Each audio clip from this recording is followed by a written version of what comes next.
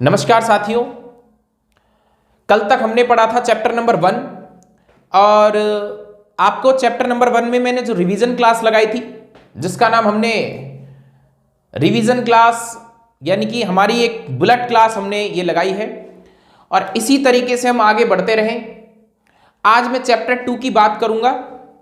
कल के वीडियो में कुछ कमेंट्स आए थे, शायद यौगिक का सूत्र, ठीक है, तुलसी गुर्जर ने लिखा था कि यौगिक का सूत्र कैसे निकालेंगे सर।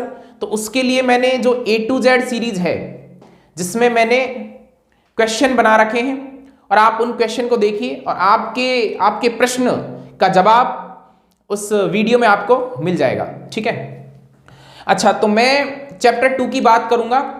आप सबसे पहले क्या करेंगे, अपनी कॉपी जिसमें मैंने आपको नोट्स लिखाए हुए हैं, आप उस कॉपी को खोलिए और मैंने भी उसको यहाँ पे जैसा मैंने आपको लिखवाया है मैंने उसको यहाँ पे कॉपी करवा के रखा हुआ है और उसमें एक एक लाइन को मैच करते हुए जहाँ पर आपको समस्या आती है, जिस भी लाइन को समझने में आपको समस्या आ रही है उनको हम एक एक लाइन को यहाँ पढ़ते चलेंगे। तो स्टार्ट करते हैं। आपका चैप्टर है विलयन, ठीक है, चैप्टर का नाम है विलयन। और विलयन जो है वो कैसे बनता है आपको पता है। विलयन बनता है विलेय और विलायक से, ठीक है, विलेय और विलायक से मिलकर बन जाता है विलयन। ये आप लोगों को पता ही है, ठीक है। तो विलेय विलायक से विलयन बनता है। तो देखिए, मैंने विलेय और विलायक में क्या क्या रखा। मान लीजिए विलेय में मैंने रख दिया नमक, ठीक है, और विलायक में मैंने रख दिया जल। तो नमक और जल दोनों को यदि मैं मिला दूं तो बन जाएगा विलयन। और ये विलयन कैसा होगा, किस प्रकार का ये विलयन होगा, ठीक है। तो एक बार हम इसको देखते हैं। नमक प्लस जल दोनों को मिलाने पर बनता है नमक का जलीय विलयन, ठीक है, नमक का जलीय विलयन। तो ये साधारण सा उदाहरण था ये विलयन का। नेक्स्ट हम देखते हैं।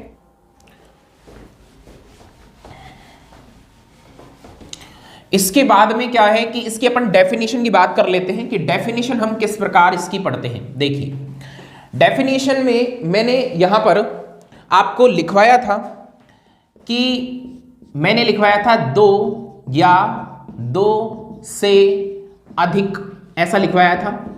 और पदार्थों के समांगी, ठीक है, समांगी और मिश्रण को क्या कहते हैं, विलयन कहते हैं। ऐसा कुछ मैंने आपको लिखवाया था, विलयन कहते हैं। ओके, ये वाली बात क्लियर है। यहां पे समांगी का मतलब भी मैंने समझाया था। अरे भाई, दो प्रकार की चीजें होती हैं, एक तो होमोजीनियस और एक हेट्रोजीनियस। तो होमोजीनियस मिक्सचर जो होते हैं, मतलब कि जब विलेय विलायक में पूर्ण रूप से घुल जाए, ठीक है, तो उसे क्या कहते हैं, उसे ही कहते हैं समांगी मिश्रण, ठीक है। अच्छा, यहां पर बात करेंगे कि दो या दो से अधिक। यहां लिखा है दो या दो से अधिक। जब दो या दो से अधिक लिखा जाए तो उसको विलयन कहेंगे। और यदि यहां पर एक शब्द जोड़ दिया जाए, ठीक है, एक शब्द जोड़ दिया जाए, केवल दो, ठीक है, तो केवल दो पदार्थों के मिश्रण को हम कह देंगे क्या, द्विअंगी विलयन। क्या कह देंगे, द्विअंगी विलयन। ये भी ध्यान रखें, ठीक है, द्विअंगी विलयन की परिभाषा हो गई। अब यहां पर क्या करेंगे, इसके बाद में मैंने विलेय के बारे में बताया। अरे विलेय क्या है, विलेय कौन है, वह घटक, ठीक है ना, जिसकी किसमें, विलयन में क्या हो, कम मात्रा हो, ठीक है, कम मात्रा हो, क्या कहलाएगा, विलेय कहलाएगा। और जिसकी विलयन में, अरे वह घटक जिसकी विलयन में क्या हो, ज्यादा मात्रा हो, जिसकी विलयन में कौन सी मात्रा हो, ज्यादा मात्रा हो, क्या कहलाएगा, वो कहलाएगा क्या, विलायक कहलाएगा। सही बात है, दोनों बातें हो गई हैं। इसके बाद में मैंने आपको पढ़ाया होगा सांद्रता के बारे में।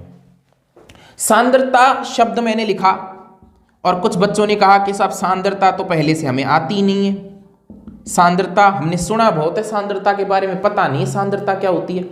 तो सांद्रता क्या है? सांद्रता बहुत नॉर्मल चीज है, यानी कि जो विलेय पदार्थ है उसकी विलायक में जो मात्रा है या फिर विलयन में जो मात्रा है ना, उस मात्रा को ही कहते हैं विलयन की सांद्रता।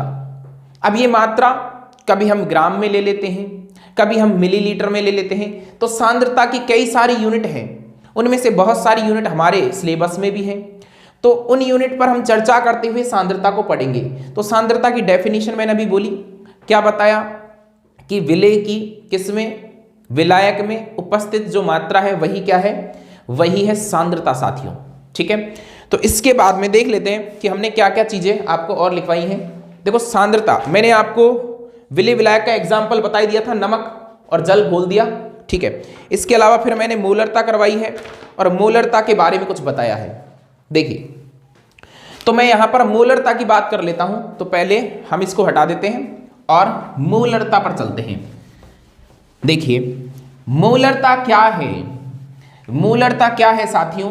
मोलरता है जब हम किसी भी 1 लीटर विलयन की बात करें तो 1 लीटर विलयन में, मेरे साथ बोलें, 1 लीटर विलयन में उपस्थित विलेय के मोलों की संख्या विलयन की क्या कहलाती है? विलयन की कहलाती है क्या? मोलरता। ठीक है, फिर से बोल देता हूं, 1 लीटर विलयन में, तो मैं यहां पर लिखूंगा मोलरता क्या है।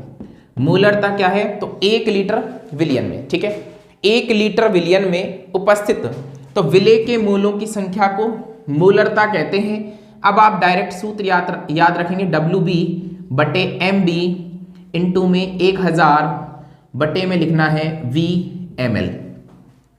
WB क्या है? अरे ये सूत्र याद रखना है, मोलरता का सूत्र है, क्योंकि सवाल आएंगे तो ये सूत्र याद रखना पड़ेगा। अभी मैंने डेफिनेशन बोल दी है। ठीक है, बुलेट रिवीजन है, थोड़ा सा आप फास्ट चले मेरे साथ, क्योंकि आपके एग्जाम्स नजदीक हैं। कुछ लोगों को लग रहा है कि भाई 3 मार्च को एग्जाम्स नहीं होंगी और ये पोस्टपोन कर दी गई हैं। ज़्यादा फर्क नहीं है एग्जाम्स में। आप अपनी प्रिपरेशन लगातार बने रहिए और साथ में करते रहिए। ठीक है ना, आप इंतज़ार नहीं करें, एग्जाम्स कभी भी होंगी तो सही। ठीक है, आप अपनी तैयारी में कमी नहीं रखें और सारे अगर किसी भी विद्यार्थी के नंबर 100 आ सकते हैं तो आपके भी आ सकते हैं। आपके पास वही बुक है, सारे टीचर वही हैं। देखो, कोई भी 100% नहीं है, मैं भी पूरा 100% आपको नहीं बता सकता, लेकिन जितना हो सकता है मैं आपको कोशिश कर रहा हूं कि सारी चीजें आपको क्लियर हों। देखिए, मैं मोलरता की बात कर रहा था। मोलरता में ये जो WB है, ये WB क्या है सर? तो WB का मतलब होता है विलेय। ओके, विलेय का कुल भार। समझ में आ गई बात? ये MB क्या है? ये विलेय का अणु भार। एक एक चीज का हम एनालिसिस कर रहे हैं। देखो, ये WB विलेय का कुल भार, ये MB विलेय का अणु भार। ठीक है, और ये VmL क्या है? ये VmL विलायक नहीं है, ये VmL विलेय नहीं है, तो क्या है? तो ये है विलयन। और विलयन में भी क्या है? विलयन का क्या है? ये आयतन है, और आयतन किस में है? ये है ml में। ठीक है जी, समझ में आ रही है बात? ओके, 1000 तो आप जानते ही हो, वो ये मोदी ने बंद किया था। ठीक है ना? हाँ, ओके, इसमें याद रखेंगे मोलरता इज इक्वल टू WB/MB। अरे 5 बार बोल दो इसको, WB/MB into 1000 upon VmL। WB/MB into 1000 upon VmL मोलरता है। इससे सर कोई प्रश्न भी हो रहा है क्या? तो देखो, मैंने करवाए होंगे, ऐसी बात थोड़ी है, मैंने नोट्स लिखवाए। तो हाँ जी, इसमें मैंने एक प्रश्न लिखवाया था आपको। देखो अपनी कॉपी में, तुम अपनी कॉपी में देखो यार, तुम्हारे पास नोट्स हैं, तुम सारे मोबाइल में देखते रहते हो। देखो, हाँ, 20 ग्राम NaOH में 500 ml विलयन घुला है। ठीक है ना, मतलब क्या है ये लिखा है कि 20 ग्राम जो NaOH है और वो 500 ml विलयन में घुला है, ऐसा लिखा हुआ है। 2 चीज दे रखी है। देखो, एक तो 20 ग्राम दे रखा है। कौन 20 ग्राम कौन है? ये तो है विलेय। ठीक है साहब, ओके। और 500 ml क्या दे रखा है, विलियन दे रखा है जी, ओके। इसके अलावा क्या दे रखा है, NaOH है, ये है कौन, NaOH है, ये NaOH है। मैं क्वेश्चन को बोल देता हूं, 20 ग्राम NaOH जो है वो किस में घुला हुआ है, वो घुला हुआ है 500 ml विलियन में घुला हुआ है। समझ में आ गई बात, ओके। अब मोलरता निकालो, इसमें कौन सी बड़ी बात है, ये हमारे पास फॉर्मूला है, देखो मोलरता, मैं मोलरता निकाल रहा हूं WB। देखो WB मतलब दिया भार, दिया गया भार, कुल भार कितना है 20, ठीक है। और हमारे पास अणुभार कितना है, यही तो लिख रहा है ना, MB मतलब विलेय का क्या है, अणुभार क्या है 40। अरे सर 40 कैसे होता है, बताऊंगा, रुको अभी। इंटू 1000 अपॉन क्या है VmL मतलब जो आपके पास कुल विलियन दे रखा है, विलियन का आयतन है 500, ठीक है, ओके, ठीक है जी, है ना। हाँ, तो वैसे आपके पास सबके पास ये सवाल है, और अगर नहीं है तो मैं कोशिश करूंगा इसको सवाल को यहाँ पे लगाने की, है ना। तो देखिए यहाँ पर 0 से ये 0 कट, ये 0 से ये 0 कट हो जाएगी, है ना, और ये 0 है ना। पहाड़े तो तुम्हें आते ही हैं, बताओ, ये 4 5 20 हो गए, 5 एक ही आ रहा है क्या आंसर, ये 1 मोलरिटी, ठीक है ना। 1 मोलरिटी की जगह 1 मोल पर लीटर भी लिख सकते हैं भाई, ये यूनिट होती है। एक उत्तर देख लेता हूं सही आ रहे हैं क्या, कहीं मैंने गलती कर दी हो, ठीक है। अरे बिल्कुल बिल्कुल, 1 मोल नहीं है भाई, 1 मोल पर लीटर है, ठीक है, ये गलत लिखा हुआ है इसमें, ठीक है। हाँ जी, अगला प्रश्न मैंने लिखवाया आपको, 5 ग्राम NaOH में 200 ml, सॉरी 5 ग्राम NaOH है ना 200 ml विलियन में घुला हुआ है। समझ में आ रही है, 5 ग्राम जो NaOH है वो किस में घुला हुआ है, 200 ml विलियन में घुला हुआ है। क्लियर है, ओके। तो 5 ग्राम NaOH, ये 5 ग्राम हो गया, और किस में घुला है, 200 में घुला, वही NaOH का सवाल है, इसको भी आप कर देंगे। देखो बहुत सिंपल है, 5 ग्राम तो कौन है NaOH, और ये 200 ml विलियन में घुला हुआ है, तो इसके लिए क्या करेंगे, 5 बटे वही 40 क्यों लिया, क्योंकि NaOH है, ठीक है ना। कॉपी में देखते रहे आप। और फिर मैंने आपको ये बता दिया था 1000, और बटे में आपके पास 200 है, अब की बार 200 है। देखो पहले 40, ये तो 40 रहेगा, इसका 5 कर दिया, इसका 500 की जगह 200 कर दिया, तो ये कट जाएंगे, ठीक है। अब बताओ तो जरा क्या आएगा, ये तो 5 बटे कुछ 8 आ रहा है, ठीक है। और ये तो गणित के ये कैलकुलेशन आ गई, इसमें आप, इसमें कितने आंसर आ रहे हैं आपके, ठीक है, इसमें आपके आंसर 5 बटे 8 ही आ रहे हैं। 5 बटे 8 को कैलकुलेट करने पर आपके पास 0.0 जो भी आएगा, ठीक है ना, कर लेना इसको। और 625 आता है, 0.25 आता है, क्या आता है वो आप देख लेना इसमें 5 बटे 8 को कैलकुलेट करके, ओके। अब अपन बात करते हैं आगे। तो हमारे पास एक प्रश्न और इसमें दिया हुआ है, और प्रश्न कुछ मुझे ऐसा दिखाई दे रहा है, कैल्शियम कार्बोनेट 20 ग्राम कैल्शियम कार्बोनेट को और 500 ml विलियन में घोला है, कुछ ऐसा प्रश्न है। ये भी मोलरता का ही प्रश्न है, संभवतः आपको ये सारी चीजें क्लियर हो गई होंगी, ये मैं क्या है एक्स्ट्रा प्रश्न करवाता रहता हूं, ठीक है। आगे बढ़ते हैं, आगे मोललता आ गया, ठीक है। मोललता क्या है, देखिए मोललता की बात कर लेते हैं। मोललता, पहले मोलरता, अब मोललता में क्या करना है, 1 kg ये क्या है, विलायक, ठीक है। तो 1 किलोग्राम विलायक में, ठीक है, घुले हुए विलेय के मोलों की संख्या, सर ये तो चलो डेफिनेशन हो गई, 1 kg बोल दो, 1000 ग्राम बोल दो, कोई दिक्कत नहीं है। तो फिर आगे क्या करेंगे, आगे देखो मैंने लिखा वापस से मोलरता, क्या लिखा जी, मोलरता। समझ में आ रही है बात, मोलरता क्यों लिखा भाई, मोललता लिखना है ना, मोललता, वो डिफरेंस कर रहे थे दोनों में, मोललता करना है। मोललता बराबर बताओ, WB बटे में क्या है, MB, इंटू में क्या आएगा, इंटू में आएगा 1000, और बटे में क्या लिखेंगे, अब की बार विलायक का भार, ठीक है, अब की बार विलायक का भार, ठीक है। ये होता है मोललता का सूत्र। ये क्या है? ये वही है क्या? कुल भार। किसका कुल भार है? विलेय का। किसका कुल भार है? विलेय का कुल भार है। ये क्या है? ये भी वही है, क्या है? विलेय का अणुभार। ठीक है, अणुभार है। ये क्या है? ये तो ये क्या है? यह विलायक, और विलायक का क्या है? विलायक का हो गया भार, विलायक का भार। लेकिन कौन सा? अणुभार नहीं है, कुल भार है, याद रखें, कुल भार। ठीक है, और इस पर आधारित भी प्रश्न आप कर सकते हैं बहुत अच्छे तरीके से। मैं प्रश्न को पढ़ लेता हूं, क्या प्रश्न लिखा हुआ है। यहां प्रश्न लिखा हुआ है, हाँ जी, प्रश्न 20% W/W, ये कुछ भयंकर वाला प्रश्न आपके सामने मैं प्रस्तुत कर रहा हूं। 20%, इसमें बड़े दिक्कत हो सकती है बच्चों को कि सर ये तो कुछ अलग ही प्रश्न आपने लिख दिया, इसमें पता नहीं 3-4 फॉर्मूले आपने लगा दिए थे उस दिन। ऐसा प्रश्न भी आप दे देते हैं कभी कभी। हाँ, देखिए, आप 1 घंटे में अगर आप खुद अकेले बैठे तो आप इन चीजों को इस तरीके से नहीं कर सकते हैं, लेकिन हम अगर 1 घंटे में आपके नोट्स भी क्लियर करवा रहे हैं, हमारी वीडियो की सबसे अच्छी बात यह आपके नोट्स भी क्लियर हो रहे हैं, और मैं आपको वो एक्स्ट्रा चीजें भी यहां बता रहा हूं कि ये चीज आपकी महत्वपूर्ण है।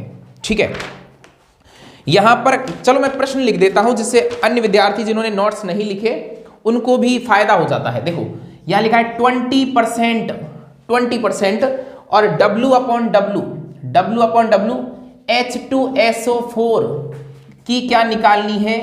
मोललता। मोललता ज्ञात करो, ऐसा ही कुछ है क्या? चेक करो अपने नोट्स में, ज्ञात करो। बिल्कुल यही है, यही है। ओके जी। अच्छा साहब, 20% का मतलब क्या होता है, पहले तो ये बताओ। 20% का मतलब है कि 100 में से 20, ठीक है, और कौन है? H2SO4। तो मैंने लिख दिया 20, तो कौन है? H2SO4। परसेंट हटाऊंगा मैं 100 लिख सकता हूं कि नहीं लिख सकता? लिख सकता हूं। क्यों नहीं लिख सकता? परसेंट को भी तो हटाया है। ओके, फिर मैंने लिख दिया 20, और 20 बटे में क्या लिख सकता हूं? 20 प्लस में लिख सकता हूं 80। 20 प्लस 80 मैंने लिख दिया। ठीक है, 20 प्लस मैंने क्या लिख दिया? 80। ओके, और मैंने ये साथियों, ये थोड़ा सा आप देखें कि 80 क्या है? ये भी विलायक है, और विलायक का क्या है? विलायक का है भार। 20 क्या है? ये विलेय है, और विलेय का क्या है? भार। ये कुल भार मान लो आप। इस तरीके से आप याद रख सकते हैं। बिल्कुल सर, मोललता निकालनी है, आप क्या निकालने लग गए? अरे मोललता तभी तो निकलेगी जब पहले विलेय का भार होगा, विलेय का अणुभार होगा, विलायक का भार होगा। ये चीज तेरे पास है ही नहीं, तो भैया आप कैसे इनको निकालोगे? इसीलिए मैंने ये सारी चीजें निकाली हैं। तो सर विलेय का भार, विलायक का भार आ गया, और क्या रहा? तो देखो, मोललता में मैं पहले फॉर्मूला लिख लेता हूं। मोललता इज इक्वल टू, बोलो रे, WB आ गया क्या? बिल्कुल आ गया सर। MB नहीं आया, 1000 आने की जरूरत नहीं है, और फिर है WA, ये भी आ गया। MB क्या है? तो MB है H2SO4 का अणुभार। अच्छा, अणुभार कैसे निकालेंगे भाई? अणुभार निकालो, चलोगे 11वीं क्लास में, है ना? अणुभार निकालना है। देखो, ये मेरा H यहां पे भी तो दिख रहा है, ठीक है, तो मैं यहां लिखूं ना मैं H2SO4। देखो, ये मेरा H में मेरे पास एक हाइड्रोजन, दूसरा हाइड्रोजन, एक हाइड्रोजन का अणुभार 1, दूसरे का 1 हो गया, प्लस सल्फर का कितना हो गया? 32 हो गया।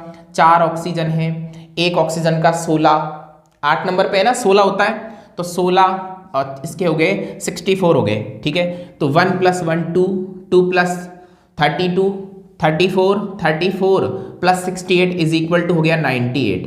ठीक है, देखिए 2 ये हो गए और 32 34 हो गए, 34 प्लस 64 जोड़ के देख लेना, है ना, डंडे खींच के उधर। ओके, ये मैंने यहाँ पे 98। अच्छा, ये आ गया अनुभार। और अनुभार किस में आता है? ग्राम पर मोल में आता है भाई। इसकी यूनिट है भाई, ये तो फिक्स है, ग्राम पर मोल। H2SO4 का अनुभार निकाला है। अब देखो यहां पर कुल भार क्या था सर? 20 था। धन्यवाद। ठीक है, अच्छा विलायक का भार कितना? विलायक का भार नहीं, पहले तो ये निकालना है अनुभार। एम भी लिखा है ना, मतलब अनुभार। तो विलेय का अनुभार कितना? ये 98 है। इनटू में क्या करना है? इनटू में सर 1000 करना है, सूत्र में ही लिखा है, टिप्पणी की जरूरत नहीं कहीं से भी। देखो WA देखो, WA 80 मतलब कि विलायक का भार होता है। ओके, और इनको आप गुणा भाग जोड़ बाकी करके और आप आंसर निकाल लेंगे। यहाँ पे इसने निकाले हुए हैं 2.55। ठीक है, ठीक है गणित के छात्रों। हाँ, ये बायोलॉजी वाले भी 2.55, और ये मेरी गलती नहीं है, ऐसे लिखा हुआ है भाई, है ना। हाँ, आप करके देख लेना कैलकुलेट क्या आता है। अरे प्लस माइनस मल्टीप्लाई करना है ना, तो ये कुछ नहीं है आप। ठीक है, 2.55 आप निकाल सकते हैं। ये किस में आएगी यूनिट बता देता हूं। जब कभी मोललता की बात करें तो पहले आई थी मोल पर लीटर में, ये आएगी मोल पर केजी में। ठीक है, ये यूनिट आएगी इसकी। ठीक है, तो ऐसा भयानक सवाल भी मैंने आपको करवा दिया है। अब मैं बात करता हूं आगे, द्रव्यमान प्रतिशतता। मोलरता की परिभाषा आपकी इस बार पूछी जा सकती है, तो साथियों आप तैयार रहें। ठीक है, आप तैयार रहेंगे कि किस तरीके से हमें ये तैयारी करनी है। तो फिर अब हम आगे क्या पढ़ने वाले हैं? अब हम पढ़ने वाले हैं, किसकी बात कर रहे हैं? द्रव्यमान प्रतिशतता की। ठीक है, अच्छा द्रव्यमान प्रतिशतता टॉपिक आपके सामने है, और द्रव्यमान प्रतिशतता के बारे में आप मुझे बताएं क्या क्या था द्रव्यमान प्रतिशतता में। हाँ, तो द्रव्यमान प्रतिशतता की चर्चा कर लेते हैं। ये द्रव्यमान प्रतिशतता, ठीक है, द्रव्यमान प्रतिशतता में ज्यादा चीजें नहीं है। आपको एक सूत्र लिखना है, यहां तो आएगा विलेय। द्रव्यमान प्रतिशतता को मैं लिख सकता हूं परसेंटेज ऑफ W/W। द्रव्यमान प्रतिशतता को द्रव्यमान प्रतिशतता भी कहते हैं, और विलेय, ठीक है, का ग्राम में भार आएगा। ठीक है, ग्राम में भार आएगा, है ना, और यहां पर आएगा विलियन का ग्राम में भार। विलियन का ग्राम में भार, और इनटू में आएगा भाई 100, प्रतिशतता में 100, है ना। डेफिनेशन भी पूछे तो आप आराम से ये सूत्र लिख सकते हैं और डेफिनेशन बना सकते हैं, यानी कि विलियन के 100 भार भागों में उपस्थित विलेय की ग्राम में जो मात्रा है वही क्या है? द्रव्यमान प्रतिशतता है। ठीक है ना, याद रखें। अब यहां पर यदि प्रश्न कैसे आता है, प्रश्न यदि मैंने कोई एग्जाम्पल करवाया है तो मैं देख लेता हूं एक बार। हाँ जी, मैंने यहां पर एक प्रश्न लिखवाया है, और प्रश्न कुछ इस प्रकार है। 11 ग्राम ऑक्सैलिक अम्ल को 500 ml, मतलब 11 ग्राम ऑक्सैलिक एसिड जो है वो 500 ml विलियन में घुला हुआ है। ml ही है, बिल्कुल ml ही है, 500 ml विलियन में घुला हुआ है। लेकिन 500 ml लिखा है, यहां पर अपने पास द्रव्यमान है, और द्रव्यमान में याद रखें W ऊपर है और W नीचे है, तो ग्राम में ही विलेय होना चाहिए और ग्राम में ही विलियन होना चाहिए। दोनों ग्राम में होने चाहिए, परंतु दे किस में रखा है? दे रखा है ml में, तो ये गड़बड़ है। ओके, फिर आगे कह रहा है कि विलियन का घनत्व क्यों दिया है? जो ml में दिया है उसे कन्वर्ट कर दो ग्राम में, इसलिए दिया है घनत्व। जो विलियन का घनत्व है वो 1.1 ग्राम पर ml है। द्रव्यमान प्रतिशतता ज्ञात करो। थैंक यू सर, ये सारी चीजें हैं। ओके, अब देखो मैंने लिखा 11 ग्राम, और 11 ग्राम है कौन है? ऑक्सैलिक अम्ल है ना।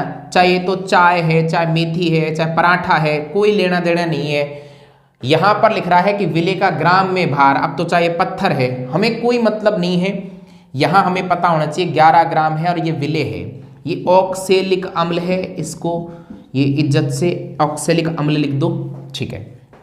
और विलेयन जो है आपका 500 है क्या? बिल्कुल 500 ml है क्या? बिल्कुल 500 ml दे रखा है, ml। पहले तो पहला काम क्या करना है, ये 500 ml कौन है? विलियन। तो विलियन को किस में बदलना है? विलियन को मैंने बदला होगा किस में? अरे विलियन को ml को बदलना है द्रव्यमान में, ठीक है। तो घनत्व का सूत्र क्या है? घनत्व बराबर द्रव्यमान बटे आयतन, ये सूत्र होता है। तो द्रव्यमान में बदलो भाई, ml में नहीं चाहिए, द्रव्यमान बराबर हो जाएगा घनत्व इनटू में क्या हो जाएगा? आयतन। और ये आयतन ये कुछ ज़्यादा उधर चला गया, मैं इसको एक बार यहाँ लिख देता हूँ थोड़ा सामने, ठीक है। मैं यहाँ लिख देता हूँ कि ये जो द्रव्यमान बराबर क्या हो जाएगा? घनत्व इनटू में क्या आ जाएगा? आयतन। ये आ जाएगा, ठीक है साहब। ये सूत्र है ना परसेंटेज निकालने का। द्रव्यमान क्या था वो निकालना है, द्रव्यमान बराबर घनत्व था 1.1 और ये है 500। द्रव्यमान आ गया सर, कितना आ गया? द्रव्यमान आ गया 550, ठीक है। अब क्या करना है? अब आपको percentage of W upon W निकालना है। Percentage of W upon W निकालोगे। Percentage of W upon W निकालने के लिए विलेय का ग्राम में भार अभी निकाला है, अभी दिया था पहले 11 ग्राम, और विलियन का अभी निकाला था 550, गुणा में करना है 100। अरे कौन सी बड़ी बात है, 0 से 0 गया, 11 का पहाड़ा है ना, 5 बार बोलना है, 55 आते हैं, ठीक है। 5 बार, 5 एकम 5 और 5 2 10 हो गए हैं। तो मैं यहाँ पर percentage of W upon W is equal to 2% आ गया। ये आपका फाइनल आंसर 2% इसमें आएगा। जिसके पास भी ये सारी चीजें हैं वो समझ सकता है, प्रश्न मिल जाएगा आपको। और प्रश्न बिल्कुल मैंने बोल दिया है, प्रश्न को आप ध्यान से सुने, लिखें प्रश्न को, मैंने बोला है प्रश्न को, और आप इस तरीके से ऐसे प्रश्न को कर सकते हैं। ये द्रव्यमान प्रतिशतता है, और ये अगर छपता है तो सीधे आपके 2 नंबर में ये छपेगा। और अरे भाई 11 ही चैप्टर रहे हैं, है ना। चैप्टर नंबर 3 में से न्यूमेरिकल आते थे, वो हटा दिए हैं। तो चैप्टर में से इसमें से न्यूमेरिकल 100% आएगा। इस वाले न्यूमेरिकल को करके जाना रे, बोर्ड ने दिया था एक बार ये, ठीक है। समझ में आ रही है बात? ओके, चलो तो आपकी मान लेते हैं, आगे चलते हैं। कुछ बच्चे कह रहे हैं आगे चलो सर, एक ही क्वेश्चन पे अटक गए आप तो। चलो तो आगे चल लेते हैं भाई। अच्छा ये क्या लिखा हुआ है द्रव्यमान प्रतिशतता के बाद में? अगले इसमें होगा पेज में आयतन प्रतिशतता। हाँ जी, आयतन प्रतिशतता लिखा हुआ है। मैं आयतन प्रतिशतता की बात कर लेता हूँ। इससे पहले हम इसको टाटा बाय बाय कर देते हैं द्रव्यमान प्रतिशतता को। तो यहाँ पर आयतन प्रतिशतता की बारी आ गई है, ठीक है। सर आपने तो कहा था बुलेट रिवीजन है, इसमें तो आप फास्ट नहीं पढ़ा रहे। फास्ट का मतलब ये नहीं है कि आप टॉपिक को छोड़ के पढ़ाओ, ठीक है। फास्ट का मतलब है कि टॉपिक भी आ जाने चाहिए। कहीं फास्ट के चक्कर में, है ना, पीछे वाला बैठा ही नहीं और आपने बुलेट चला दी, ठीक है। ओके, ये दुर्घटना हो जाएगी फिर तो। हाँ ये देखो, मैंने यहाँ पर लिख दिया क्या, आयतन प्रतिशतता, ठीक है सर। बहुत अच्छा, अति सुंदर शब्दों में आपने, आपकी राइटिंग बहुत ज़्यादा अच्छी है। कुछ ऐसे कमेंट आ रहे हैं, ठीक है, बहुत अच्छी बात है, मुझे भी यही लगता है। देखो हाँ, आयतन प्रतिशतता, आयतन प्रतिशतता में क्या करेंगे, जैसे उसमें था percentage of W upon W, ठीक है। तो अब इसमें क्या करना है, इसमें आपको percentage of W upon W की जगह percentage of V upon V करना है। मैंने लिखा percentage of V upon V is equal to, देखो आयतन प्रतिशतता में मैं यहां लिख देता हूं विलेय का आयतन, आयतन ml में आएगा, और यहां आएगा विलियन का आयतन। ठीक है सर, ये तो बस गणित हो गई आपकी। अच्छा, मैं इसका एक एग्जांपल दे देता हूं। जैसे मान लो 10% एल्कोहल का विलियन, एल्कोहल का जलीय विलियन है, 10% बोल रहा हूं, तो 10 तो क्या है एल्कोहल, और 90 क्या है, 90 उसमें कौन है, 90 उसमें आपका हो जाएगा जल। तो 10 + 90 100, तो 10% इसको एल्कोहल का जलीय विलीन बोल देंगे, और ज़्यादा डिटेल में मत जाओ। ठीक है, ये इसके बाद द्रव्यमान आयतन प्रतिशतता। ओके, एक और है एग्जाम्पल दे रखा है, द्रव्यमान आयतन और प्रतिशतता।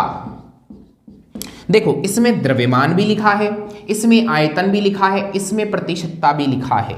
ठीक है, अगर द्रव्यमान आयतन प्रतिशतता से, इसमें से भी अभी कोई प्रश्न नहीं आया है अभी तक, है ना, पिछले 100-200 साल में ऐसा प्रश्न अभी नहीं आया है, तो हो सकता है छप जाए, है ना, आपके एग्जाम्स में। ठीक है, द्रव्यमान आयतन प्रतिशतता के बारे में हम लिखेंगे कि ये क्या है। जब आयतन प्रतिशतता है तो ऊपर भी आयतन और नीचे भी आयतन। यहां पे क्या है भाई, इसमें लिख रहा है द्रव्यमान, तो ऊपर तो द्रव्यमान, फिर नीचे क्या है आयतन।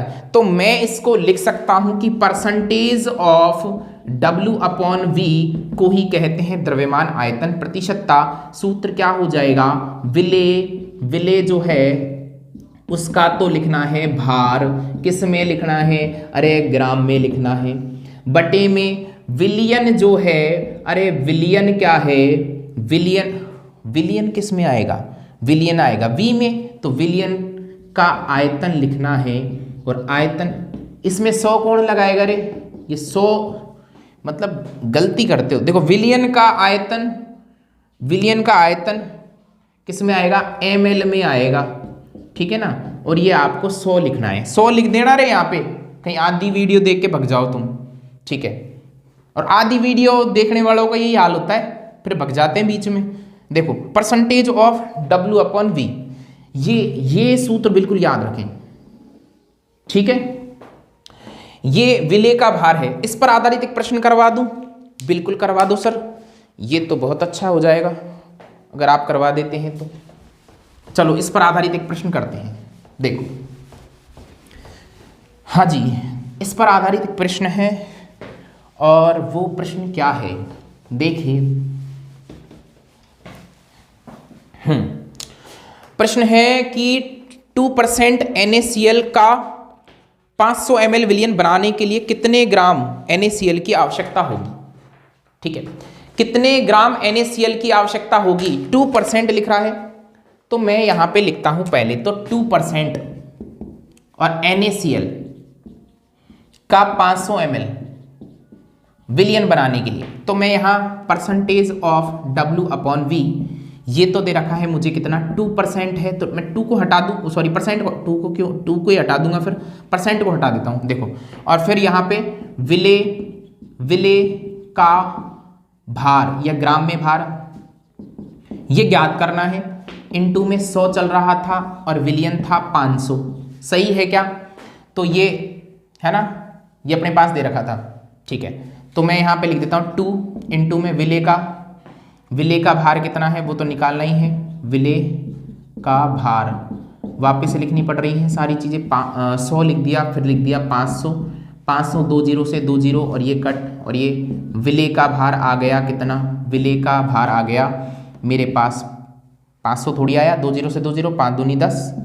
ठीक है, तो विले का भार बराबर आएगा 10, और 10 किस में आएगा, ग्राम। कैसे पता ग्राम में आएगा, अरे विले का भार ग्राम में आता है, सूत्र में बताया था अभी।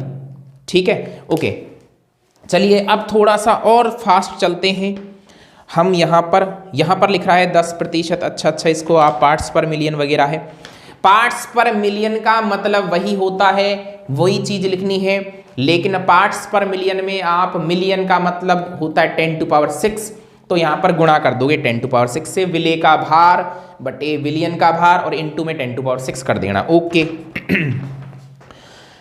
अच्छा, मोल अंश ये, अच्छा यहां से प्रश्न आए तो कैसे करना है, और ये प्रश्न आए ना आए, ये आगे अनुसंख्यक गुणधर्म में काम आ रहा है। तो इसको मैं थोड़ा सा डिटेल में बता देता हूं, ज्यादा समय नहीं लूंगा आपका, और एक बार इसे जरूर आप ढंग से देखें, ढंग से समझें इसे। देखिए, जैसे मूल अंश का मतलब होता है, एक तो अपने पास ए अवयव है, दूसरा है बी है, ठीक है। ए के और बी के, ए का जो मोल है उसे एन ए कह दो और बी के मोल को एन बी कह दो, कोई समस्या नहीं है। ओके, अब यहां पर यदि मुझे इसमें मूल भिन्न निकालने को कहा जाए तो मैं निकालूंगा एक्स ए मतलब मूल भिन्न, तो मूल भिन्न हो जाएगी एन ए बटे N A plus N B, यानी कि विलयन में अगर दो ही अवयव हैं तो आप ऐसे इसको कर सकते हैं। समझ में आ गई क्या बात? ठीक है, ठीक है ज्ञानियों। ओके, अब सुनो, एक्स ए बराबर एन ए और अपन सॉरी एन ए को मैं खोल देता हूं अभी। एन ए की वैल्यू क्या होती है? एन ए मतलब क्या होता है, इधर देख लो, मैं एन ए इधर बता देता हूं। एन ए होता है ए के मोलों की संख्या, ए के मोल होते हैं डब्ल्यू बी बटे एम बी, और एन बी के मोल होते हैं डब्ल्यू देखो एन ए बराबर डब्ल्यू बी बटे एम बी, तो एन बी बराबर क्या हो जाएगा देखिए, एन ए, मेरा दिमाग क्या थोड़ा कैमरे पे जा रहा है, कैमरे में ठीक तो आ रहा है ना? Okay, N A is equal to आएगा डब्ल्यू ए बटे एम ए, मतलब कि ए जो है विलय विलायक छोड़ो, ए का कुल भार बटे ए का अणुभार, ये एन बी बराबर डब्ल्यू बी बटे एम बी, यानी कि बी का कुल भार बटे बी का अणुभार। ये सारी चीजें आपको इसमें रखनी है। अब देखो, अब सुनो, आगे आओ आप यहाँ पे देखो, आगे मतलब बोर्ड पे मत आ जाना तुम, ठीक है। देखो एन ए का मान रखो डब्ल्यू ए बटे एम ए, ओके। इसी प्रकार इसमें रखो एक्स ए का मान, तो एक्स ए में मान रखो एन ए का वापस से डब्ल्यू ए बटे क्या लिखेंगे M A, plus N B का मान रखेंगे डब्ल्यू बी बटे एम बी, और ये अंत में आपके पास एक्स ए आ गई है मूल भिन्न, ए की मूल भिन्न आपके पास आ गई है, ठीक है। हाँ जी देखो, यदि आप एक्स ए निकाल सकते हो तो क्या एक्स बी नहीं निकाल सकते? बिल्कुल निकाल सकते हैं। एक्स बी को सीधा भी निकाल सकते हैं। कैसे निकाल सकते हैं? एक्स ए प्लस एक्स बी बराबर होता है 1, समझ में आ गई बात? तो क्या एक्स बी बराबर 1 माइनस एक्स ए नहीं होगा? बिल्कुल होगा सर। तो एक्स बी को ऐसे भी निकाल सकते हैं, ऐसे भी निकाल सकते हो। तो ये थोड़ा सा डिटेल में मैंने बता दिया, फिर से बता देता हूं एक बार। देखो ए बी ये दो अवयव हैं, एक्स ए की मोल भिन्न है, एन ए अवयव ए के मोलों की संख्या है, एन ए यहाँ पे अवयव ए के मोलों की संख्या है, एन बी अवयव बी के मोलों की संख्या है। ये एन ए का मान होता है ए के कुल भार बटे ए का अणुभार, एन बी का मतलब होता है बी का कुल भार बटे बी का अणुभार, ओके।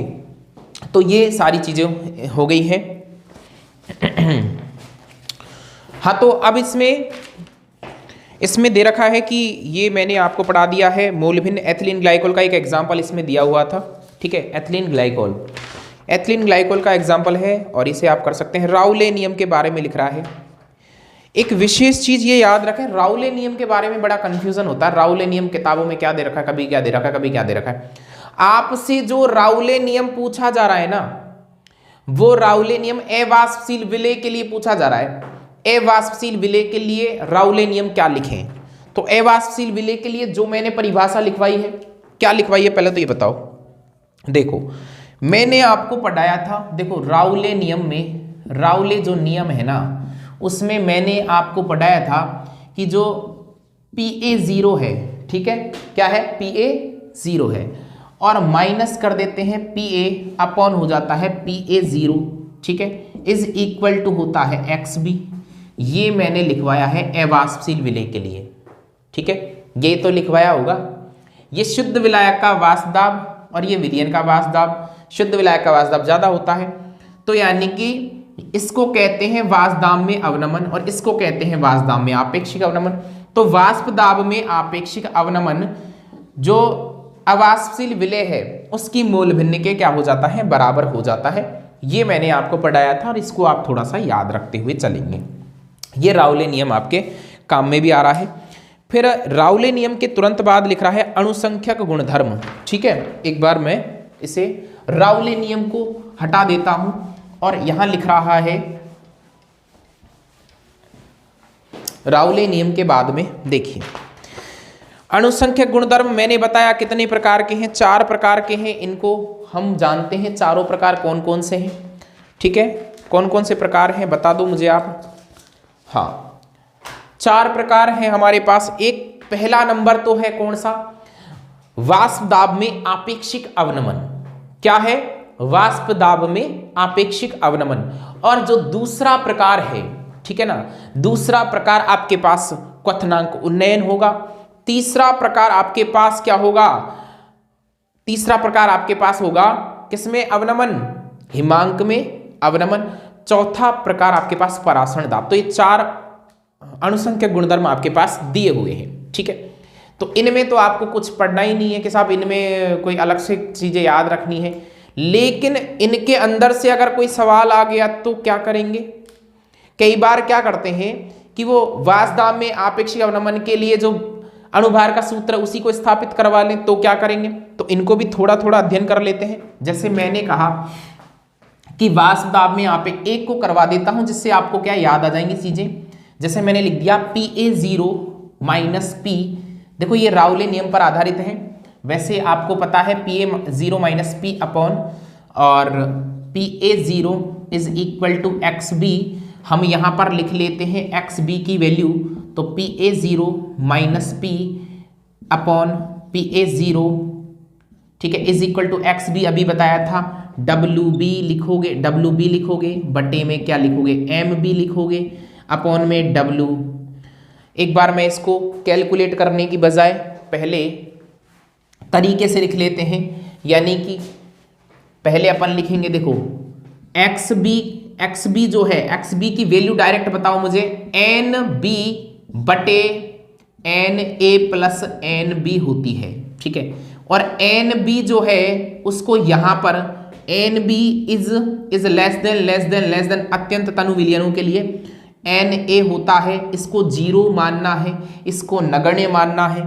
तो PA0 minus P upon PA0 is equal to NB upon NA। ये हो सकता है क्या, बिल्कुल हो सकता है सर। तो NB की वैल्यू तो PA0 minus PA upon PA0, इसको P भी लिख सकते हैं लास्ट में अपन, है ना, इज इक्वल टू क्या होगा, इज इक्वल टू, ठीक है, इज इक्वल टू क्या होगा, NB बराबर है WB बटे MB। बटे कर देता हूं बड़ा वाला और यहां लिख देता हूं WA बटे क्या लिखूंगा, MA। ठीक है, PA0 minus P is upon PA0 is equal to WB बटे में क्या लिखेंगे, MB लिखेंगे। इनटू में देखो इसको उल्टा कर दो, MA आ गया ऊपर और WA आ गया नीचे। ठीक है, अब यहां पर आपको क्या करना है, MB का मान निकालना है। MB इज इक्वल टू हो जाएगा WB इनटू में MA और अपॉन में क्या आ जाएगा, WA इनटू, देखो इसको उल्टा करेंगे, ये आ जाएगा PA0 upon PA0 minus PA। ये समीकरण आपके पास आ गया है। ठीक है, ये है MB और इसे कहते हैं विलायक का क्या, विलायक का कहते हैं हम क्या, इसे विलेय का क्या कहते हैं, या अवाष्पशील विलेय का क्या कहते हैं, अणुभार ज्ञात करना। और ऐसे प्रश्न आ जाते हैं। और यहां पर एक सवाल शायद मैंने आपको करवाया होगा, बिल्कुल करवाया है सवाल, और मैंने करवाया था किसी ताप पर शुद्ध बेंजीन। एनसीईआरटी में जो चीजें दी थी ना वो सारी फॉलो की है हमने, अकॉर्डिंग टू सिलेबस ही चल रहे हैं। किसी ताप पर शुद्ध बेंजीन का वाष्प दाब 0.850 बार है, बार में दिया हुआ है, मतलब कि आपके पास बेंजीन जो है ना, अरे बेंजीन तो क्या है बताओ, बेंजीन जो है वो तो क्या है, शुद्ध है। अरे बेंजीन क्या है, शुद्ध है, और शुद्ध का मतलब ये है विलायक, और विलायक के लिए, शुद्ध के लिए Pa0 का यूज किया है भाई। समझ में आ गई बात? ओके। फिर कह रहा है कि विद्युत अवाष्पशील विद्युत अनपघट्य जो भी लिखा है, ठोस को 39.0 ग्राम बेंजीन में, तो जो आपके पास ठोस है वही है विलेय, और उसको, उस ठोस विलेय को घोला है किसमें, 39 ग्राम बेंजीन में, ऐसा कुछ लिखा है। ठीक है, एनसीईआरटी की बुक में से आप सवाल देखें, ये सवाल है 39 ग्राम बेंजीन में घुला है, और आपको ये जो 39 ग्राम बेंजीन दी हुई है, ये बेंजीन क्या है, बेंजीन यहां पर क्या है, विलायक का कुल भार, तो ये है विलायक का कुल भार। तो इस सूत्र में क्या क्या चीज मिल गई आपको? सर हमें एक तो पीए का मान मिल गया, पीए यहां है, यहां भी है, और मिल गया क्या, और मिल गया बेंजीन का कुल भार W मिल गया। ठीक है, ओके। फिर कह रहा है 0.5 ग्राम, ये भी मिल गया, तो WB भी मिल गया और WA भी मिल गया, दोनों मिल गए। Ma मतलब बेंजीन है, और बेंजीन है तो बेंजीन का भार तो पता है, बेंजीन का कितना होता है, बेंजीन का अणुभार सॉरी C6H6, यही होता है सूत्र की, O6 भी होता है, नहीं होता ना, ये तो होता है बेंजीन का। ठीक है, तो इसका हो जाएगा ये टोटल निकालें, इसका 1 का 12 होता है, तो 6 का हो जाएगा 72 प्लस 6 इसको करेंगे तो बेंजीन का टोटल 78 आपके पास आ जाएगा। तो 78 वैल्यू आ गई, इसकी आ गई। ठीक है, इसकी वैल्यू कितनी आई है, इसकी वैल्यू दे रखे 39, इसकी 0.5, अरे काट पीट के आंसर आ जाएंगे। इसका मान दे रखा है 0.850 और इसका मान 0.800।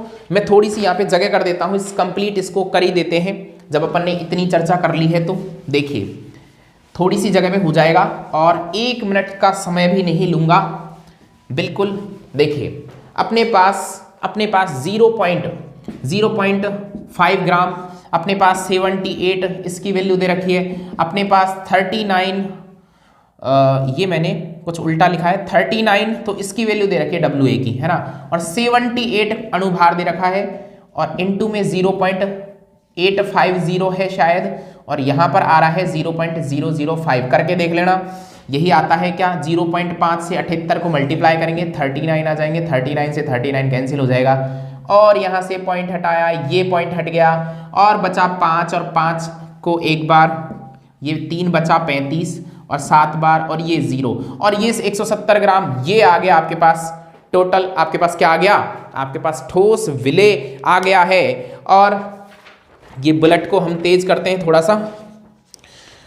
हाँ जी, क्वथनांक उन्नयन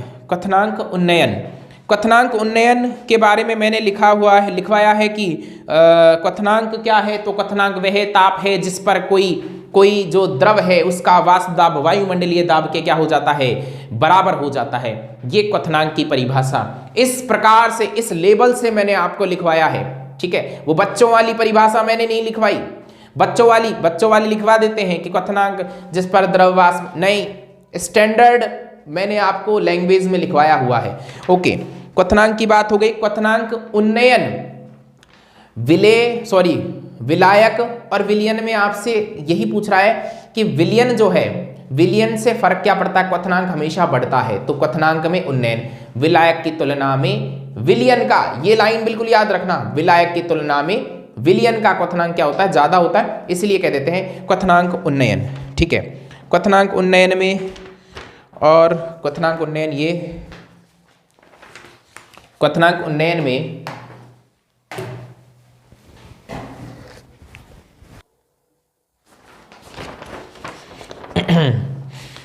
क्वथनांक उन्नयन में आपके पास ये सारा कुछ मैटर है, और आप यहाँ पर KBM वही निकालेंगे, KBM की बात करेंगे, और इसमें लास्ट में आपके पास फॉर्मूला बन रहा है क्वथनांक उन्नयन में, MB इज इक्वल टू, पहले मैं आपको थोड़ा सा यहाँ पे बता देता हूँ, ये डेल TB जो है, ये del TB is equal to, जहां KBM पड़ा था, यही चर्चा है किसकी, क्वथनांक उन्नयन की है।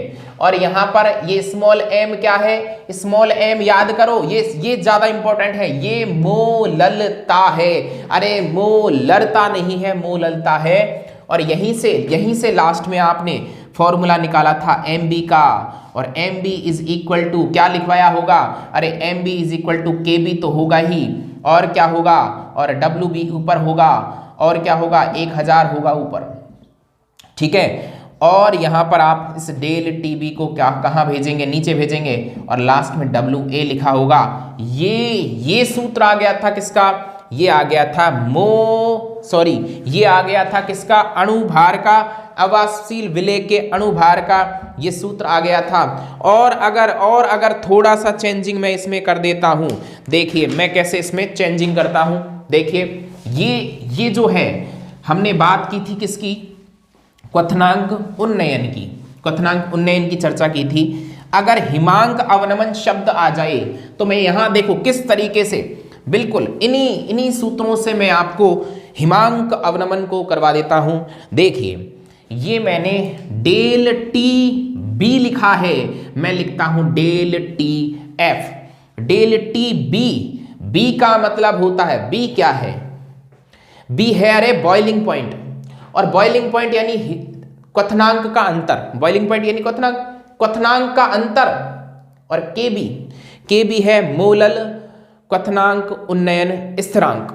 पढ़ के देखिए मेरे नोट्सों में मैंने बिल्कुल ऐसे कैसे लिखवाया है। और M में आपको मैंने कहा भी मोललता है।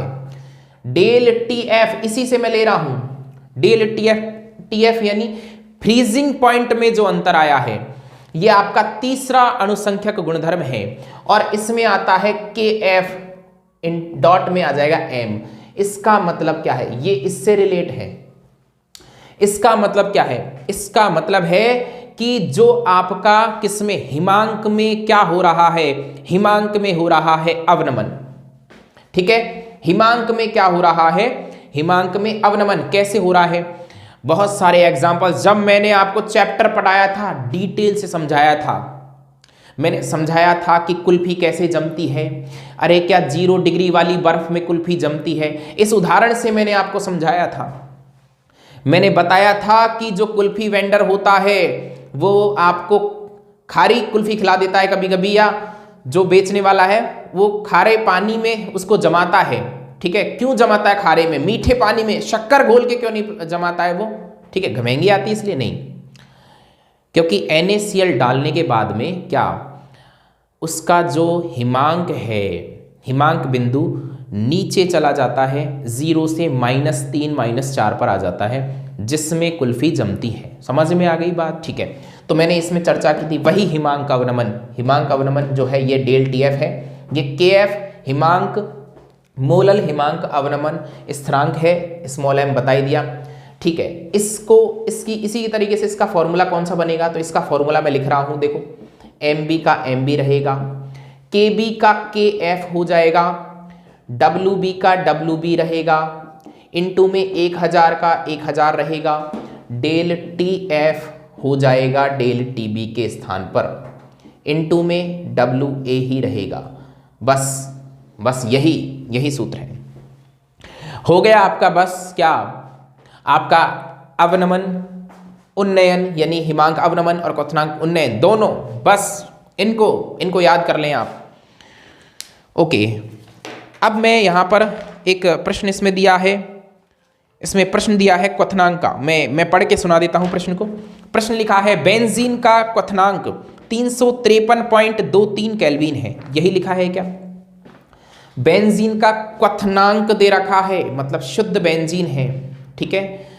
ओके, TF 0 की बात कर रहा होगा, और 1.80 ग्राम अवाष्पशील विलेय को 90 ग्राम बेंजीन में घोल दें। 1.80 क्या है, 1.80 आपका विलेय है, ठीक है, और विलेय को किससे, WB से, और विलायक को किससे, WA से प्रदर्शित करते हैं।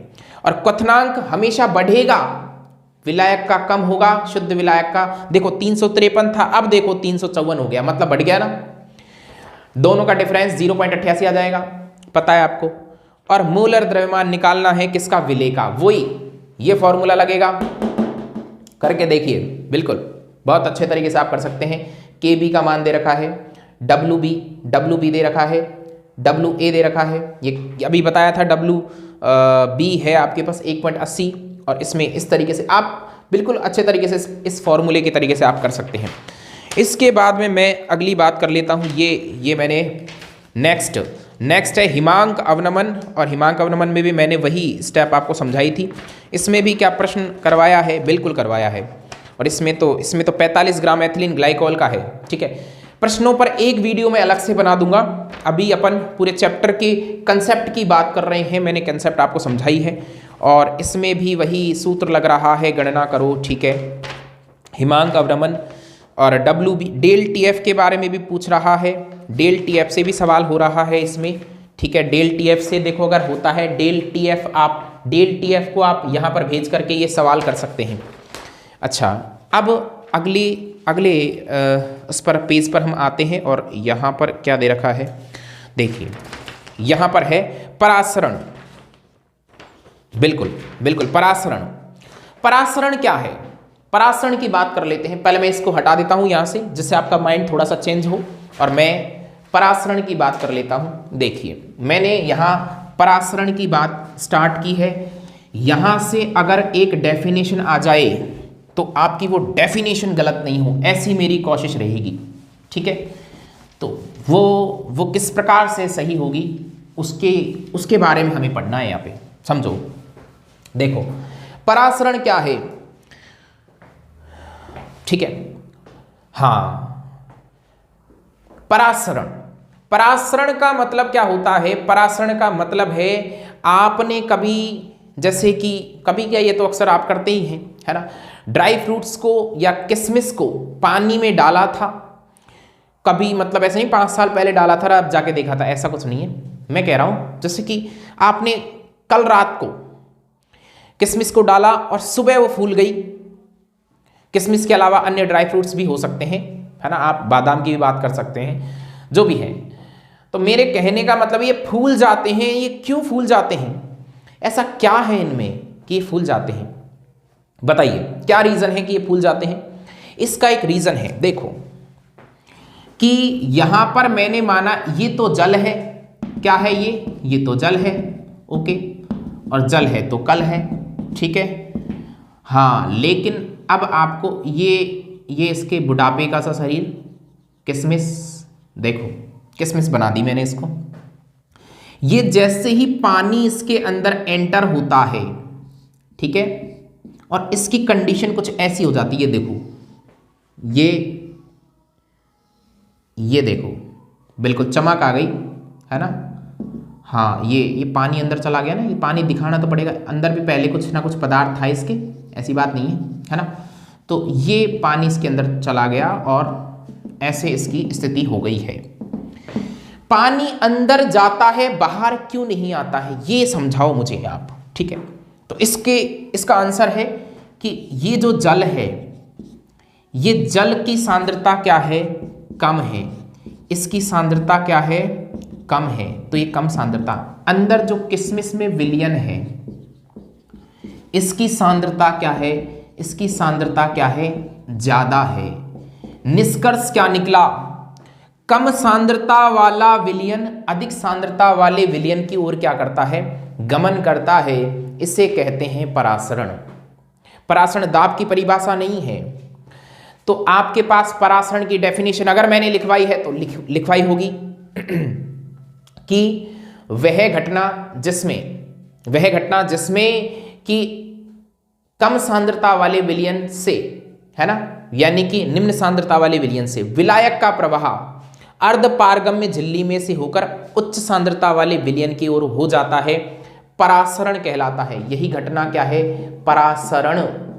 परासरण दाब क्या है?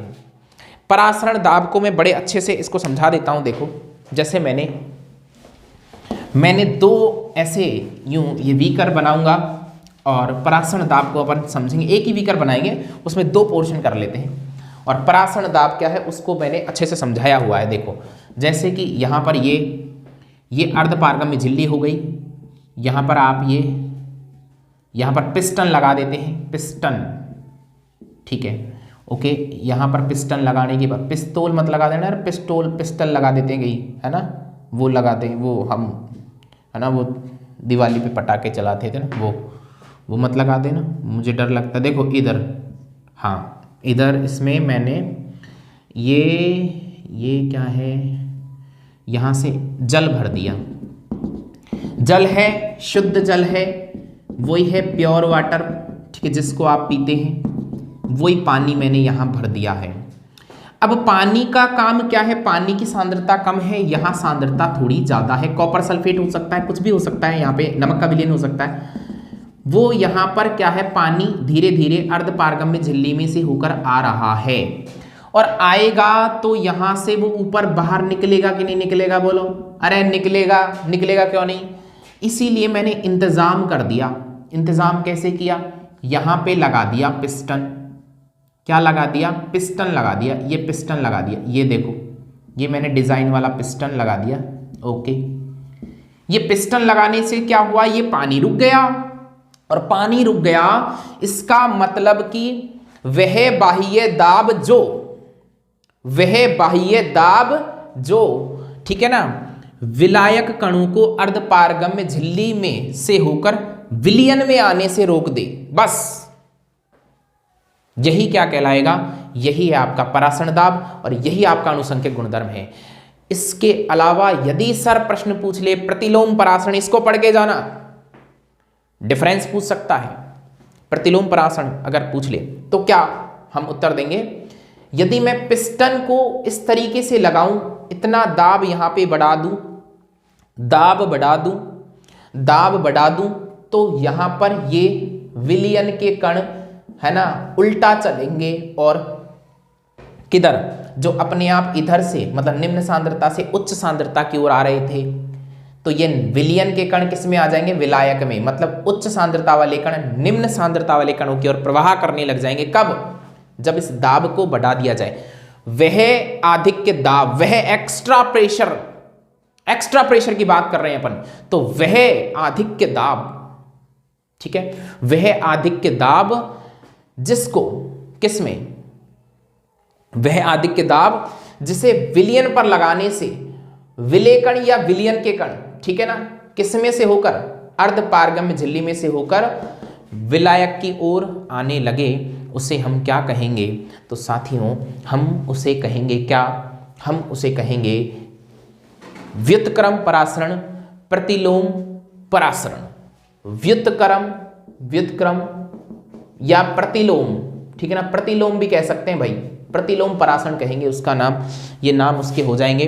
अब हम आते हैं, देखिए, और हमने क्या क्या इसमें लिखवाया हुआ है, ये मैंने परासरण दाब, व्युत्क्रम परासरण, अच्छा वांट हाफ नियम लिखवाया हुआ है। वांट हाफ नियम क्या है, तो देखो, वांट हाफ नियम कहता है कि परासरण दाब जो होता है ना, पाई, ठीक है, परासरण दाब जो होता है किसके, सांद्रता C के क्या होता है, समानुपाती होता है, ठीक है, और जो C और T का गुणनफल है, ताप और सांद्रता का जो गुणनफल है, वही आपका क्या है, परासरण दाब है। तो यदि मैं पाई बराबर CRT लिख दूं टोटली, मतलब R कांस्टेंट हो सकता है, तो पाई बराबर CRT लिख दूं, तो यही क्या है, वांट हाफ समीकरण है। ये थोड़ा सा रट के जाएं, समीकरण है, वांट हाफ समीकरण। C4 सांद्रता है, जिसको आप मोलरता लिख सकते हैं, ये NB/V हो सकता है, तो सूत्र हो जाएगा NB/V R × T, ये कांस्टेंट था पाई। यहाँ पर कभी कभी पाई का मान पूछ लेता है, कभी कभी WB पूछ लेता है, तो NB का मान भी रख सकते हैं, तो पाई बराबर WB बटे, देखो NB का मान रख रहा हूँ WB बटे MB, इनटू में आप क्या करेंगे RT/V, तो MB को इधर ले आए, MB बराबर WB, ठीक है, अपॉन में क्या हो जाएगा, पाई × R × T, ये वैल्यूज इसकी कांस्टेंट है ये तो, और ये सूत्र रखकर आप MB का मान यहाँ से निकाल सकते हैं, अगर ऐसा कोई प्रश्न आ जाए तो, ठीक है। ये आपका मुझे लगता है संभवतः हो गए हैं। और अब एक और चीज़ लिखी है, वांट हाफ गुणांक। इनमें कंफ्यूज मत होना कि वांट हाफ समीकरण अलग है, वांट हाफ समीकरण अलग है, ये तो पाई बराबर CRT है। वांट हाफ गुणांक I होता है प्रेक्षित जो होते हैं, और प्रेक्षित मतलब कि जो प्रैक्टिकली मान होते हैं और जो सैद्धांतिक मान होते हैं उनके अंतर के लिए I जो कांस्टेंट है उसे ही हम क्या कहते हैं, वांट हाफ गुणांक कहते हैं। ठीक है, वांट हाफ गुणांक में चलो मैं वांट हाफ गुणांक को भी अभी बता देता हूँ क्या क्या चीज़ें हैं इसमें। संगुणन की मात्रा और वियोजन की मात्रा, संगुणन की मात्रा और वियोजन की मात्रा के बारे में कुछ दे रखा है। देखो संगुणन की मात्रा के लिए देखो एक सूत्र है कि यदि आपके पास I की वैल्यू है तो alpha is equal to n-1। देखो संगुणन की मात्रा है, बेंजोइक एसिड है संगुणन की मात्रा, इसमें कुछ न्यूमेरिकल ज़्यादा है। संगुणन की मात्रा में आप n(i-1) ऐसा कुछ, और ये चेक कर लेना एक बार, और ये 1-n, इसको आप संगुणन की मात्रा में एक को आप याद रखें कि n(i-1) और 1 उससे उस तरीके से भी हो जाते हैं, परंतु गुणा भाग करने से कोई मतलब नहीं है। अल्फा n(i-1) और 1-n, इस सूत्र को मैंने बताया था। और यदि इस संगुणन की मात्रा को आप, मैं थोड़ा शायद दिख नहीं रहा तो मैं इसे नीचे लिख देता हूं, मैं इसे हटा देता हूं एक बार, ठीक है। हाँ, संगुणन की मात्रा के सूत्र भी याद रखेंगे हम लोग, है ना। देखो मैंने लिखा भाई alpha is equal to n(i-1) और 1-n, ये किसका सूत्र है, ये संगुणन की मात्रा है, संगुणन की मात्रा, ऐसे याद रखेंगे। इस सूत्र से हम सवाल करेंगे, ठीक है। और I लगाना है सभी अणुसंख्यक गुणधर्मों में, ऐसा मुझे कुछ इसमें कोई खास दिखा नहीं। आगे अपन बात कर लेते हैं वियोजन की मात्रा के लिए भी बता दो सर। तो वियोजन की मात्रा, ये वियोजन की मात्रा भी यहीं पे कर लो, है ना। संगुणन का मतलब कि जुड़ रहा है, मैं बता दूंगा अभी थोड़ा सा। और I-1 और n-1 है ना, ठीक है, ओके। यहाँ n-1 हो जाएगा, ये वियोजन की मात्रा का ये वाला सूत्र हो जाएगा। इस पर आधारित प्रश्न को आपको करवाना है, एक ये आपका शेष रह जाता है। अच्छा, अब लास्ट में मैंने आपको विलेयता, ठीक है, अब विलेयता की चर्चा कर लेते हैं। विलेयता क्या है, ठीक है, ओके। अब आपके इनको मैं न्यूमेरिकल पोर्शन को थोड़ा सा हटा देता हूं, इनको विराम देते हैं और फिर हम विलेयता पर चलते हैं पुनः। विलेयता क्या है, देखिए विलेयता का मतलब है कि आपका जो विलेय है वो विलायक में कितना घुला है। तो परिभाषा से हम इसे समझेंगे, किसी जो विलेय पदार्थ है ना, किसी विलेय पदार्थ की, है ना, और विलायक के इकाई आयतन में घुली हुई जो निश्चित मात्रा है, फिक्स मात्रा है किसी विलेय पदार्थ की जो मात्रा है, और उस मात्रा को हम क्या कहेंगे, उसे हम विलेयता कहेंगे। एक मिनट, मैंने आपको कुछ नोट करवाया हुआ है इसमें, ठीक है। ये वियोजन ये तो मैंने बता दिए थे, ठीक है। हाँ, विलेयता यहाँ पर दिया हुआ है। विलेयता किसी विलायक के इकाई आयतन में घुली हुई विलेय पदार्थ की अधिकतम मात्रा, जितना भी मतलब उसे घोली जा सकती है, अधिकतम कितनी घोली जा सकती है, वो इसका विलेयता हो जाएगी। और यहाँ पर आ जाएगा ठोस की द्रव में विलेयता। ठोस द्रव में घुलता है या नहीं घुलता है। अरे आप साधारणतः देखते हैं कि कुछ ठोस तो द्रव में घुल जाते हैं, कुछ ठोस कम मात्रा में घुलते हैं, कुछ पूर्ण घुल जाते हैं, पूर्ण नहीं मानते हैं फिर भी घुल जाते हैं, ठीक है। यहां पर अपन ने लिखा था प्रत्येक ठोस कम या अधिक मात्रा में द्रव में विलेय होता है। ये वाली बात सही है क्या, द्रव में कम मात्रा में या ज्यादा मात्रा में, ठीक है, वही तो मैं कह रहा था। और ठोस की द्रव में विलेयता विलायक की प्रकृति, ताप आदि पर निर्भर करती है। तो ठोस की द्रव में विलेयता विलायक की प्रकृति, ताप आदि पर क्या करती है, निर्भर करती। यहां पे एक पॉइंट नहीं लिखा, आपने देखा हो तो, यहां पर आपने नहीं लिखा दाब। तो फिर क्या आपको समझना है, ताप पर और विलायक की प्रकृति पर, विलायक की प्रकृति पर तो निर्भर करती है, तो किस पर निर्भर नहीं करती? ठीक है विद्यार्थियों, दाब पर ठोस की द्रव में विलेयता निर्भर। प्रश्न अगर यहां से बन जाए कि बताइए कि ठोस की द्रव में विलेयता पर दाब का क्या प्रभाव पड़ता है, तो फर्क नहीं पड़ता है, फर्क नहीं पड़ता है। समझ में आ गई बात? ओके। फिर आगे लिख रहा है कि विलेयता नियम अनुसार अध्रुवीय विलायक अध्रुवीय विलायकों में, मतलब कि अध्रुवीय विलायक जो होता है, अध्रुवीय विलायक वो तो किस में घुलेगा? अध्रुवीय में घुलेगा। ठीक है ओके। और ध्रुवीय किस में घुलेगा? वो ध्रुवीय में घुलेगा। ठीक है। अच्छा, सोडियम क्लोराइड शर्करा तो जल में आसानी से घुल जाते हैं। भाई इस जल के अंदर, जल कौन सा विलायक है? जल तो सर ध्रुवीय है। और सोडियम क्लोराइड NaCl है, मतलब आयनिक यौगिक है, आयनिक यौगिक भी ध्रुवीय होते हैं। तो ध्रुवीय विलायक किस में? ध्रुवीय में विलय होंगे या घुलेंगे। परंतु नेफ्थेलिन और एंथ्रासिन जो है वो जल में नहीं घुलते। क्यों नहीं घुलते? आपसे पूछ ले, नेफ्थेलिन और एंथ्रासिन जल में नहीं घुलते। क्यों नहीं घुलते? क्योंकि नेफ्थेलिन और एंथ्रासिन दोनों क्या हैं? अध्रुवीय हैं। ठीक है। अच्छा, नेफ्थेलिन और एंथ्रासिन जो है बेंजीन में आसानी से घुल जाते हैं, वो तो घुलेंगे ही, वो तो उनके भाई बंद हैं। समझ में आ गई बात? अरे बेंजीन क्या है? बेंजीन भी आपका अध्रुवीय है।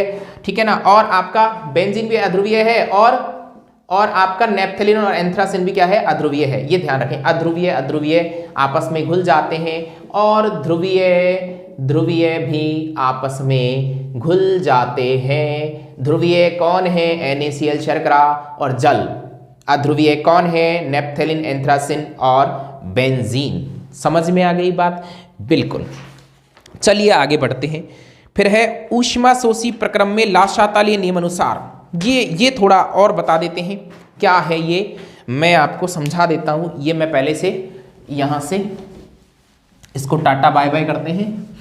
और अभी मैं पढ़ा रहा हूं ठोसों की द्रव में विलेयता। समझ में आ गई बात? ठीक है। अब देखिए, मैं यहां पर बात कर रहा हूं कि लाशातालीय। अब लाशातालीय लिखो, किसी की इच्छा हो लीशातालीय लिखो,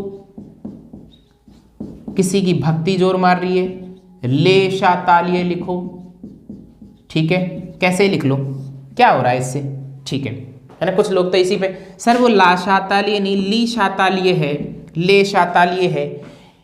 एक माला में मोती पिरोले, इनके कुछ नहीं करना इनका आपको, है ना। आपको समझना है कि ऐसा एक नियम है, लाशातालीय, लीशातालीय, लेशातालीय। जो भी नियम है वो नियम है किसका? अरे वो नियम है ताप का। ये साम्य अवस्था वाले कक्षा 11 के चैप्टर नंबर 7 में, ठीक है ना, साम्य अवस्था में ये है। ठीक है ना। ये ताप का, ये क्या कहता है? लाशातालीय कहते हैं अगर प्रक्रम ऊष्माशोषी है। वो क्या कहते हैं? वो कहते हैं अगर प्रक्रम क्या है? ऊष्माशोषी है। तो साथियों याद रखना कि अगर ऊष्माशोषी प्रक्रम है तो फिर जो ठोस होगा, ठोस क्या करेगा? एनर्जी को गेन करेगा, ग्रहण करेगा और द्रव में घुल जाएगा। ठीक है। और ताप जैसे ही बढ़ाओगे विलेयता बढ़ेगी। और अगर ऊष्मा छेपी है तो ताप बढ़ाने पर विलेयता क्या हो जाएगी? विलेयता घट जाएगी। ताप बढ़ाओगे विलेयता घट जाएगी। बस इतनी सी बात इन्होंने लिखी है। ठीक है ना। इसके अलावा हम आगे चलते हैं। अच्छा, गैस की द्रव में विलेयता। गैस की द्रव में विलेयता के लिए भी मैंने लिखवा रखा है। गैस की द्रव में विलेयता क्या है? तो गैस की द्रव में विलेयता के लिए गैस बहुत कम मात्रा में क्या है? अरे द्रव में क्या है? विलय होती है। कौन? गैस बहुत कम मात्रा में किसमें? द्रव में क्या होती है? विलय होती है। ध्यान रखें। लेकिन होती तो है थोड़ी बहुत ही सही। तो वो कौन सी गैस है जो विलय होती है? देखो, वो अपवाद नाम दे रखा है। मैं लाशातालीय को हटाते हैं पहले, या फिर मैं साइड में लिख देता हूं। देखो, अपवाद लिखेंगे कि वो कौन सी गैस है, वो कौन सी गैस हैं जो कि किसमें? जो कि किसमें बताओ, द्रव में घुल जाती हैं। तो वो मैंने दो गैस हैं, हीलियम और हाइड्रोजन। ये द्रव में क्या घुल जाती हैं, ये दोनों गैसें द्रव में घुल जाती। क्यों घुलती हैं भाई ये? इसमें कारण ये है, ये दोनों ही ऊष्मा का क्या कर लेती हैं, अवशोषण। वो कौन सी दो गैसें हैं? अरे वो कौन सी दो गैसें हैं जो कि किसमें द्रव में घुल जाती हैं? तो हीलियम और हाइड्रोजन। बाकी गैसों के लिए मना कर रखा है कि नहीं घुलती हैं। फिर कह रहा है हेनरी का दाब नियम। इसको तो मैंने A to Z सीरीज में पढ़ा रखा है ना। हेनरी नियम, अब मेरे साथ में आप सभी बोलेंगे हेनरी का नियम। भाई ये तो छप जाता है, क्या? बिल्कुल छप जाता है हेनरी नियम में मैंने आपको बताया कि M is proportional to P, तो M is equal to KH, और ये P है ना, और यहाँ पर P is proportional to X, तो P is equal to KH और ये X। चलो मैं एक बार रीडिंग लगा देता हूँ इसकी, क्या लिखवाया हुआ है। हेनरी नियम की चर्चा कर लेते हैं। देखो हेनरी नियम में मैंने लिखवाया है कि स्थिर ताप पर किसी विलायक के इकाई आयतन में घुली हुई गैस की मात्रा स्मॉल m है ना, साम्य अवस्था पर द्रव की सतह पर लगाए गए दाब P के समानुपाती होती है। ऐसा कुछ लिखवाया होगा मैंने। M is a proportional to P लिखवाया है, M is equal to KHP। Side में ये भी अगर नहीं लिखवाया है तो नोट कर लेना, P is a proportional to X, तो P is equal to KHX, ये भी आप वहां लिख लेना। हेनरी नियम की कमियां लिखवाई हैं कि दाब बहुत अधिक ना हो और ताप बहुत कम ना हो, तब उस कंडीशन में हेनरी नियम लागू नहीं होगा और विलेय गैस विलायक से क्रिया नहीं करनी चाहिए। तब भी आप हेनरी नियम के लिए आप ये कमियां लिख सकते हैं। एक प्रश्न यहां पर लिखवाया है, जलीय जीव गर्म जल की तुलना में ठंडे जल में आराम से रह सकते हैं। क्यों रह सकते हैं? ठंडे जल में क्या उनको कुल्फी मिलती है? नहीं, ऐसा तो नहीं है ना। तो ठंडे जल में और ऐसा क्या होता है ना, ऐसा कुछ नहीं है। आप सोचिए कि जलीय जीव बात कर रहा है और ऐसा प्रश्न आपकी केमिस्ट्री में आता है तो कुछ ना कुछ किसी चैप्टर से रिलेट होगा। तो जलीय जीव ठंडे जल में, तो जल की बात कर रहा है, विलयन वाले चैप्टर में शुद्ध की बात की जाती है। तो इसमें इसलिए रहते हैं क्योंकि आप याद रखेंगे कि ठंडे जल में तो गैस यानी ऑक्सीजन गैस उसमें घुली रहेगी, परंतु जो गर्म जल है उसमें गैस बाहर निकल जाएगी। ताप बढ़ाने पर गैसों की द्रव में विलेयता क्या हो जाती है? गैसों की द्रव में विलेयता कम हो जाती है। ध्यान रखना इस बात को। फिर एक और पॉइंट है, अधिक ऊंचाई वाली जगहों पर ऑक्सीजन का आंशिक दाब सतही स्थायी स्थानों से थोड़ा क्या है, कम होता है। अतः इन जगहों पर रहने वाले लोग एवं आरोहों, जो आरोही होते हैं ना, पर्वतारोही होते हैं, माउंटेनर्स होते हैं जो पर्वत पर चढ़ते हैं, और वो बछेंद्री पाल आई थिंक बछेंद्री पाल कुछ ऐसा नाम था, है ना। तो ये लोग क्या है, उस पर चढ़ जाते हैं, है ना। ओके, हाँ, तो ये जो है इनके रुधिर और ऊतकों में ऑक्सीजन की सांद्रता क्या हो जाती है? निम्न हो जाती है। दाब ऊपर जाने पर बढ़ता है या घटता है? यहाँ पर कह रहा है कि ऑक्सीजन का आंशिक दाब जो सतही स्थान है उनसे कम हो जाता है। मतलब कि एक बात तो दिमाग में बैठा लो कि कम होगा ऊपर जाने पर। क्या कम होगा? आपका दाब कम होगा। और पर्वतारोही का नाम लिख देना, उसमें रहने वाले लोगों का नाम लिख देना, उनके जो रुधिर है। अब रुधिर अगर बायोलॉजी वाले हैं तो रुधिर से तो उनका काम चलता है। ऊतक है, ऊतक भी अंग का ही कोई हिस्सा है, ये ध्यान रखें। रुधिर तो आप जानते ही हैं, नॉर्मल बात है। इसमें क्या है, ऑक्सीजन की सांद्रता निम्न हो जाती है, रुधिर में ऑक्सीजन घुली होती है, ये भी आपको पता है। हीमोग्लोबिन है ना, ऑक्सीजन का वाहक है, ये चीज याद रखें। और ये निम्न हो जाती है सांद्रता ऊपर जाने पर सांद्रता रुधिर में ऑक्सीजन की निम्न हो जाती है। रट्टा लगा लेना इस बात की, ठीक है जी। ओके, इसके कारण आरोहक कमजोर हो जाते हैं। आरोहक क्या हो जाते हैं? कमजोर हो जाते हैं और स्पष्ट सोच नहीं पाते हैं। अरे ये तो बहुत खतरनाक काम है भाई, ऊपर मत जाना तुम। ओके, हाँ, स्पष्ट सोच नहीं पाते, मतलब उनका दिमाग खराब हो गया। तो इन लक्षणों को क्या कहते हैं? एनोक्सिया, आई थिंक एनोक्सिया कुछ ऐसा इसे कहते हैं। आदर्श विलयन, चलिए तो हम आदर्श विलयन पर पहुंच ही गए हैं और हम थोड़े से आगे बढ़ लेते हैं। ये क्या, आदर्श विलयन में लिखा है ऐसे विलयन जो समस्त ताप एवं सांद्रता पर राउले नियम का पालन कर देते हैं। अरे आदर्श नाम है, आदर्श मतलब समस्त ताप एवं सांद्रता पर किसका, राउले नियम का क्या कर दे, पालन कर दे, ठीक है, वो आदर्श हो जाता है। ओके, यहाँ पर कुछ कंडीशन लिखवाई है, P A is equal to PA0 XA, तो फिर PB is equal to PB0 और XB, ठीक है, ये लिख दोगे। और डेल H जो है वो किसका, मिश्रण का, वो भी क्या हो जाएगा आदर्श में 0, और डेल V मिश्रण का, ठीक है, वो भी क्या है 0।